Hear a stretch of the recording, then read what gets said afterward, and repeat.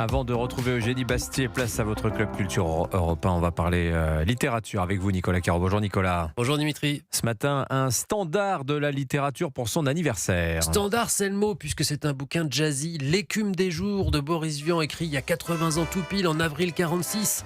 L'écume des jours, c'est une histoire d'amour d'abord, entre Colin, le héros, et Chloé. Il y a aussi Chic, un lecteur passionné d'un certain Jean-Sol Pâtre, et Nicolas, le cuisinier. Alors Colin tombe amoureux de Chloé, mais elle est bientôt atteinte d'un étrange mal. Un nénuphar pousse dans son corps, et la seule chose qui puisse le faire reculer, ce sont les fleurs. Mais l'écume des jours, c'est d'abord un rêve. L'écriture, l'histoire, le livre sont ponctués de pas de côté surréalistes à la Vian. L'écume des jours, ça se raconte pas, ça se vit. Colin présente par exemple à son ami Chic son pianoctel. Vous savez, vous jouez du piano et il fabrique en même temps un cocktail en fonction de ce que vous jouez, donc de votre humeur du moment. C'est drôle aussi, souvent, hein, l'écume des jours. Hein.